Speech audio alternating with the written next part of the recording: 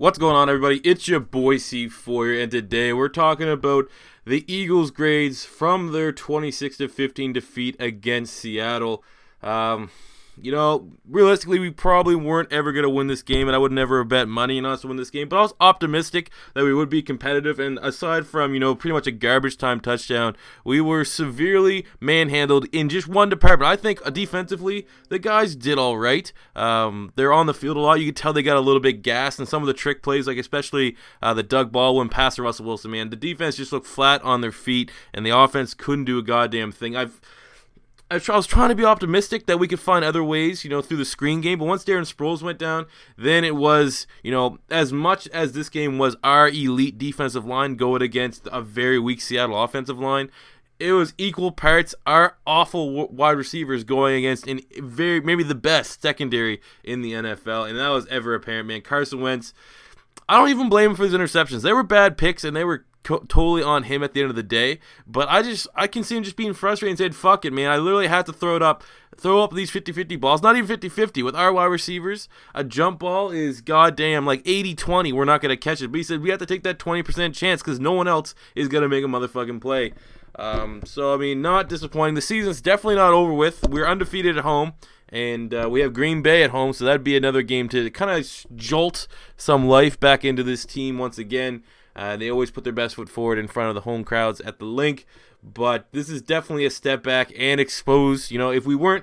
If our wide receivers weren't exposed from any of the other horrible games, most importantly the Dallas Cowboy loss, today is ever apparent. If we somehow make the playoffs, are we even really expecting to compete? Making the playoffs is well and good. You're like, you can at least say we made the playoffs, but we're not going to win the division, so that stings. And if we do somehow make the playoffs and squeeze into one of the wild card spots, we're not going to be able to compete with the top teams. That was absolutely embarrassing. So some grades here for Carson Wentz. I'll give Carson Wentz a C+ as well. Again, I think I gave him a C+ the last 2 weeks.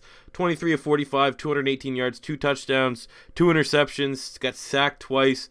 Both the interceptions were his fault. He was both trying to force the ball. Actually, you know what? Fuck that. I'm taking the second interception on Bryce Treggs. Bryce Treggs gave up on the route. He was throwing the double coverage, which... Okay, we'll say it's 50-50. We're not going to give him full blame for the second interception. The first one, he was forcing it. Cam Chancellor just... that was just a bad throw by Carson Wentz. The second one, I think if Bryce Treggs gave full effort on that, it wouldn't have been an interception. But you never know. It was Richard Sherman. But yeah, C+ for Wentz. You still saw a lot of good things. And if you just gave him some fucking form of supporting cast, just imagine what we'd have. Running game, we'll give the running game... we'll give them a D+.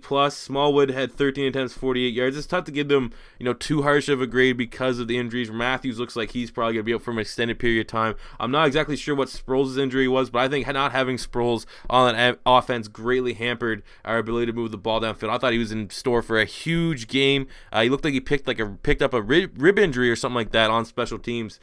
So I'll give the running backs a D+. Smollett did have a couple good carries, an 18-yarder that looked very nice. And I definitely see this team going in the Smallwood direction and letting Ryan Matthews hit free agency this coming offseason.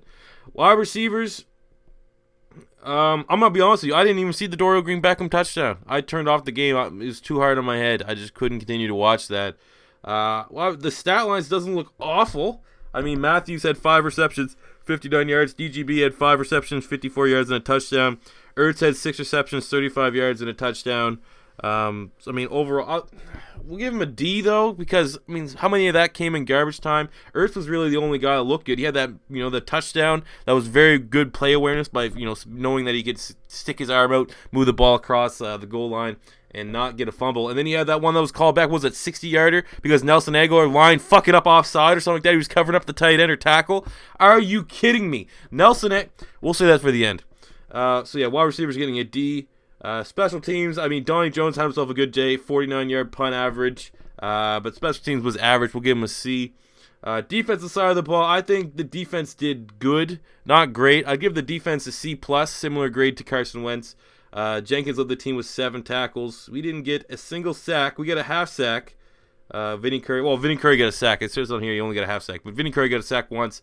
Again, it's just this team. It seems like when you go up against a multiple quarterback where other teams that get good pressure can finish the play, it's been an issue for the Eagles, not just with Jim Schwartz, but even back for the last, since I've been an Eagle fan. It seems like we are, for some reason, cursed to be looking like a bunch of guys slipping on ice trying to tackle a mobile quarterback. It's very, very disappointing. Hicks had a good day. Nolan Carroll wasn't too bad, but even Fletcher Cox did his job well enough. But you can't give the defense much higher than a C+. They did a lot of good things right, I found, at the line of scrimmage, aside from Jalen Mills absolutely just giving up on the CJ Prosise touchdown. I think the defensive line in the front seven did good.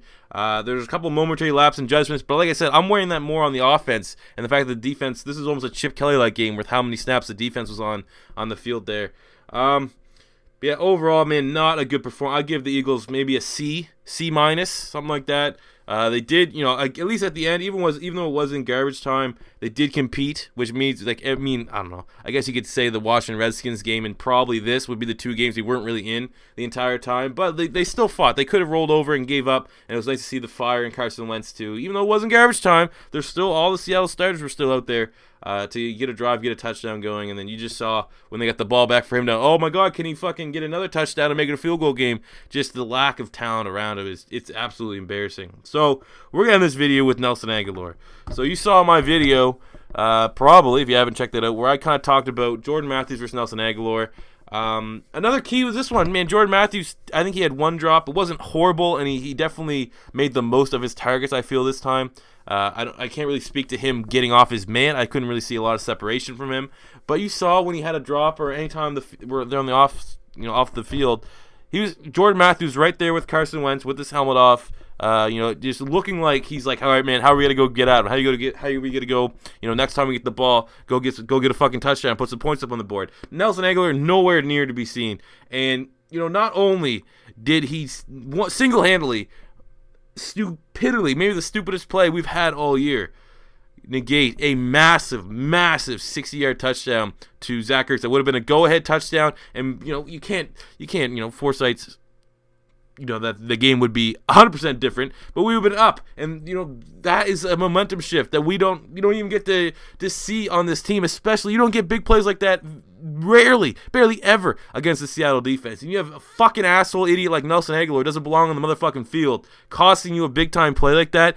With already the body of work this season says there's been better receivers that have been benched or healthy scratched, better playmakers on offense that have either been benched or healthy scratched than Nelson Agholor, yet he still continues to find ways to get on the field. And then the next drive, he had a fucking 35-yard pass, uncontested, wide open, drops it. So unless I didn't see his 2-point conversion catch, unless that was a one-handed Odell Beckham, that motherfucker, if he, next week, it's at Lincoln Financial Field. Like I said, I'm not going to be going to that game, but if I had a ticket, I would boo the living fuck every time he's on the field. I don't even care if it sounds like you're booing the offense.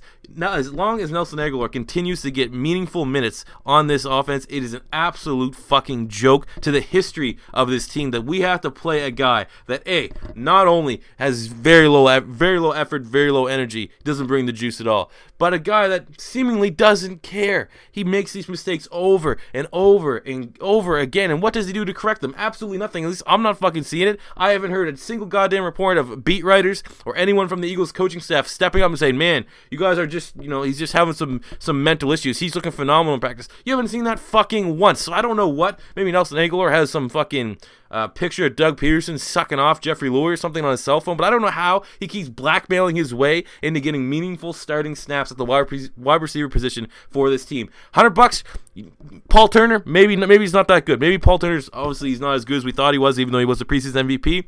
Here's your solution. Put Trey Burton at wide receiver. Trey Burton, phenomenal hands. Great wide receiver. Good, solid enough speed. He's probably about as fucking fast as Nelson Agholor. So that's what I'd go. DGB looked a little bit better today. DGB, it's an effort thing. He just looks like he gives up on plays if he's not getting his number called. But he looked pretty decent today from what I saw. Even I'd give DGB the best wide receiver over Jordan Matthews. But I think I would go DGB, Jordan Matthews, and Trey Burton for the rest of the season as my wide receivers. And then you have Bryce Treggs fill in on certain deep ball packages and stuff like that. But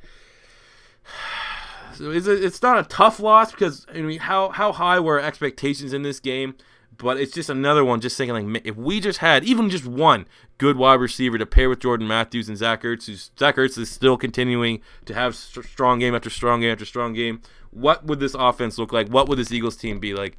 So let me know what you guys thought about the game in the comment section below. And until next time, it's your boy C4 saying peace